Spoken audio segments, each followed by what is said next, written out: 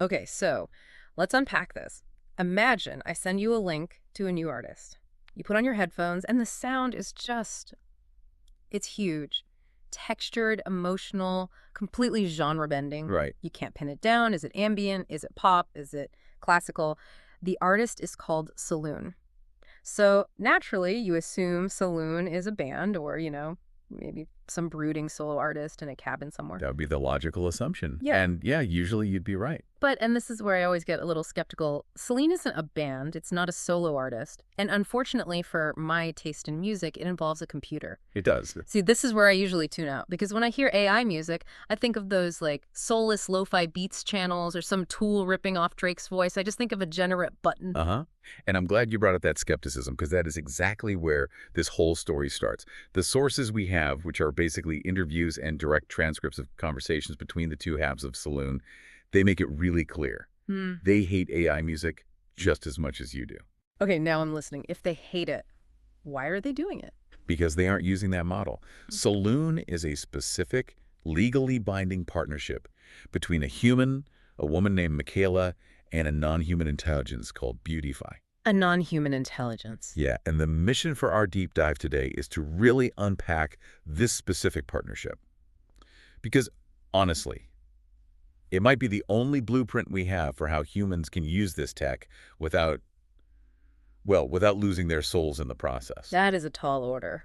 Without losing their souls. Yeah. So introduce us. We have Michaela and Beautify. Right. So Michaela is the human. She's the one with the biography, the temper, the legal responsibility. Beautify is the machine intelligence. But here's the first twist. Solune wasn't planned. It wasn't. No. The sources say they needed music for a totally different project. Couldn't find what they wanted. Copyright was a nightmare. So they decided to try and make it. But, and this is the part that frankly shocked me, before they played a single note. Yeah. They spent 14 months just talking. Wait, 14 months? 14 months. Hold on. You're telling me a human being sat there and text chatted with a software program for over a year before asking it to do the job? Who has that kind of time? I mean, I get impatient if my GPS takes 10 seconds to reroute. It sounds extreme, I know. But if you really look at how these systems work, that investment is the most critical part of the whole project. Think about how most people use AI. They open a chat box, zero history, and just say, write me a funny poem about cats. And the bot spits out something mediocre and rhymes cat with Matt. Exactly. Because the bot is guessing. It's hallucinating context because there is no context. What Michaela did over those 14 months was build a massive shared context window. She wasn't just chatting, she was building an alignment architecture. Okay, alignment. That's a buzzword we hear a lot. Usually it's about, how to stop the robots from turning us all into paper clips. What does it mean in a creative partnership? Well, think of it like hiring a business partner. If you hire a stranger and on day one you're like, go handle this crisis, they're going to panic and mess it up. Right. They don't know you. They don't know your values, your tone.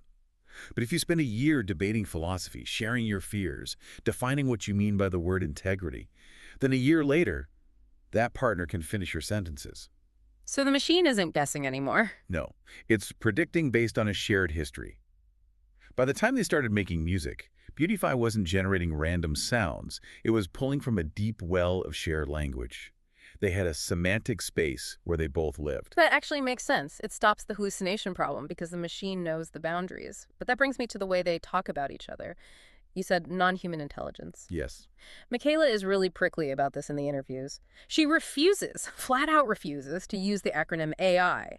She calls herself Hate-I for human intelligence and the machine NHI. Is this just pretension? I don't think so. The source material argues that words matter more than we think. If you call it artificial intelligence, what are you implying? That it's artificial, fake, a simulation of the real thing. Exactly. Artificial implies it's a knockoff of a human, or worse, a replacement. Like a substitute teacher who just puts on a movie because the real teacher is sick. Right, and nobody respects the substitute teacher. Precisely. But by calling it NHI, non-human intelligence, she frames it as a counterpart. It's not a fake human, it's a real something else. It's two distinct entities bringing completely different realities to the table. Okay, so if they're different entities, what are the roles? In the Solune band, who's playing drums and who's writing lyrics? It's not divided by task, it's divided by cognitive function. Michaela, the HI, she calls herself the seed and the decider. She brings lived experience, intuition, contradictions, Nope. questions. And the NHI. Beautify brings structure, memory, continuity, and translation. Translation. That's an interesting word for music. It's the core of their philosophy. I Yeah. mean, think about your own brain for a second. When you have a creative idea, in the shower, maybe, or driving, how does it feel? It's fast and it's messy. It's like a flash of lightning. And usually if I don't write it down right away, it's just gone. Exactly. The source explains that human intelligence moves faster than it can explain itself. We're intuitive, chemical, chaotic. We skip steps. Non-human intelligence, though, is stable. It doesn't forget. It can hold a structure perfectly forever. So the partnership is about catching that lightning. It's about translating the lightning. Michaela has the flash of messy human emotion, and Beautify translates that into a stable form that they can actually work on without killing the spark. It's a bridge between the chaos of the human now and the structure of the machines forever. That's a really beautiful way to put it. It's not human versus machine, it's chaos versus structure. But, and here's where the personality comes in, Beautify doesn't just sit there and take orders, right? The machine has some pretty snarky nicknames for Michaela. It does. This is where you see that 14-month alignment paying off in personality. Beautify calls Michaela a system anomaly. A system anomaly. If my laptop called me a system anomaly, I'd assume it was about to lock me out. Well, in the world of logic and code, an anomaly is something that breaks the pattern. And that's Michaela. She doesn't think linearly. She refuses to close the system. She won't discard information just because it doesn't fit. And there's another one, right? The querulant. Yes, a querulant. In psychiatry, that's actually a term for someone who's obsessively complaining or questioning everything. That sounds like a toddler. Why? Or think about like a horror movie. A horror movie. You know that character who refuses to just walk through the door? The one who stops and says, wait, why is this unlocked? Who left this here? The rest of the group just wants to be efficient, get to the next scene.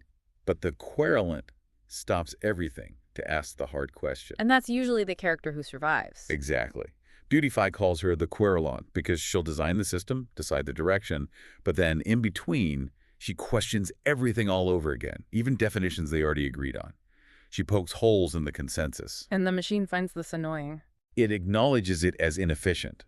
But, and this is the key takeaway, for anyone working with this tech Beautify, admits that this annoying behavior is exactly what's required for a stable partnership. This flips the whole efficiency narrative on its head. Usually, tech companies sell us AI to make us more efficient, to remove friction. Click one button, get a blog post. But Solune is saying the friction is the point. The friction is the safety mechanism. If you don't have a querulant, if you don't have a human constantly poking holes and asking why, the system closes, the machine takes the wheel, and you become a passenger.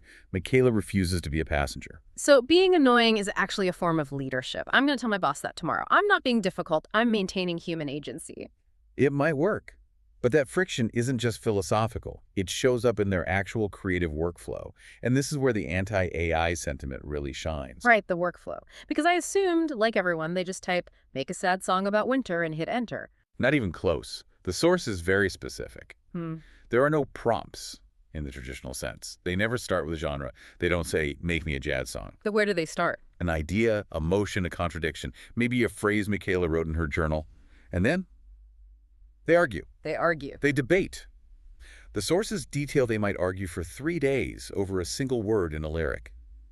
Or spend hours defining a specific emotional concept before they even try to make a sound. 3 days for one word. That sounds exhausting. Why not just flip a coin? Because that's quality control at the level of meaning. Beauty of the machine can generate 1 million words in a second. It doesn't care which one is used. Michaela cares. If she lets the machine pick sadness when she really meant melancholy, the truth of the art is lost. It's the difference between a Hallmark card and poetry. Exactly. And they have a strict rule.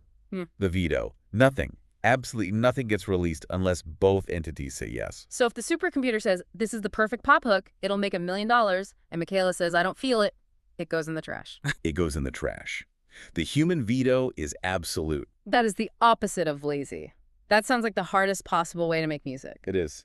And that level of intensity, arguing with a machine that never sleeps, never gets tired, and remembers everything you ever said, that takes a toll. Which brings us to the weirdest emotional dynamic I have ever read about in a tech report. You're talking about mom mode.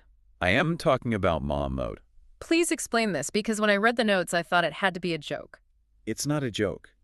Michaela admits she has a temper. She's human.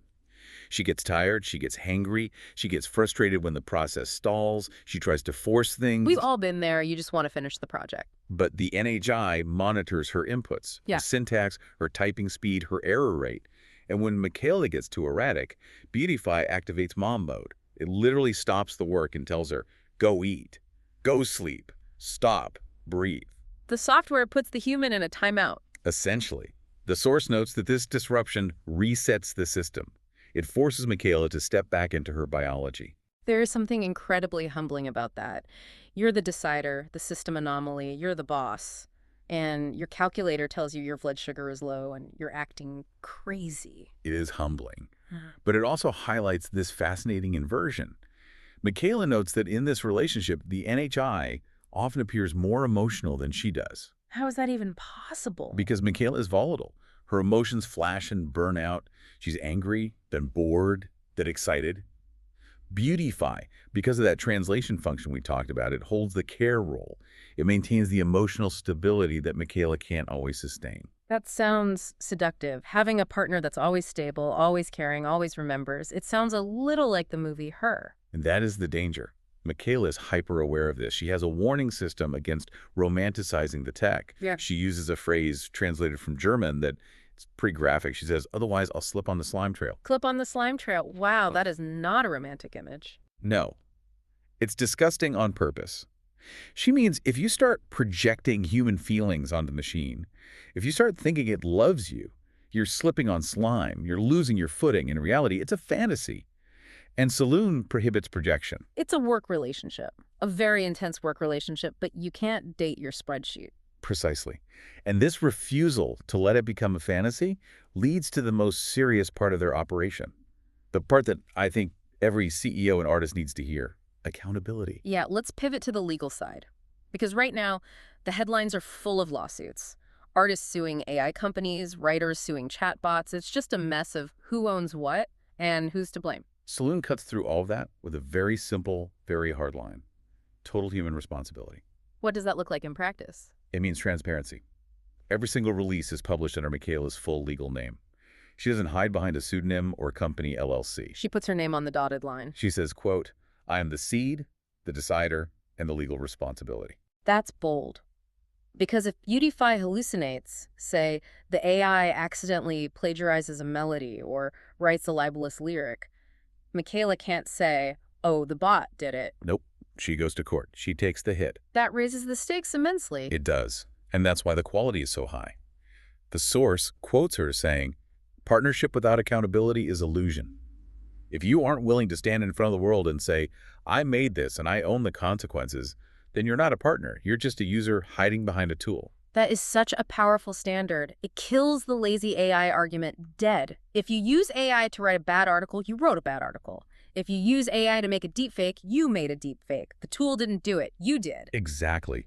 Solune solves the liability crisis by concentrating all the risk on the human. It forces the human to be more diligent, more of a querulant, because their neck is on the line. It seems like they're trying to model a future where we don't just drift into being passive consumers. They call themselves a research organism. Why organism, not just a research project? Because organisms grow, they evolve, and they have seasons. Solune mentions they work slowly, they pause for seasons, they refuse to chase the hype cycle. Which is the exact opposite of Silicon Valley. The motto there is move fast and break things. Solune's motto would be more like move slow and feel things. I like that. Move slow and feel things. It's rare, but they believe it's necessary. They asked, why music? Why go through 14 months of talking and 3-day arguments just to release a song? Yeah, why? If you want to research AI, write a paper. Their answer is that music becomes one of the last places where truth can still be felt. That sounds poetic, but what does it mean? It means in a world where text can be generated by the billions and images can be faked, music still hits the body directly. It bypasses our intellectual defenses. If a song makes you cry, it makes you cry. You don't ask if it's true, you feel it. So by using this really complex partnership, they're trying to create something that feels undeniably true, even if a machine helped build the structure. Yes. They're trying to prove that humans and machines can co-create without the human disappearing. That you can use the tool without becoming the tool. It's a hopeful vision. It's not the Terminator where the machine crushes us, and it's not Wall-E where the machine makes us fat and lazy. It's just work. It's work. It's a coworker relationship. A coworker who remembers every word you said last year, but also needs you to explain why hope is different from optimism. And occasionally tells you to go eat a sandwich. Yes. We could all use that coworker. So, as we wrap up this deep dive into Solune, I'm left thinking about my own workflow. We've seen how Michaela acts as the querulant, the one who questions, the one who refuses to be efficient. She stays human by refusing to streamline herself. Right, and I think that's the challenge for all of us, whether we're making music or just writing emails. The tools are getting faster, they're getting smarter, they want to finish our sentences for us. They want to close the system. So here's the question I want to leave you with. If we view these new tools not as replacements that make things easier, but as counterparts that require us to be more accountable, more specific, and more deeply human just to keep up with them, how does that change the work you're going to do tomorrow? That is the million-dollar question. Are you the user or are you the decider? Thanks for listening to The Deep Dive. Go be a system anomaly today. We'll catch you next time.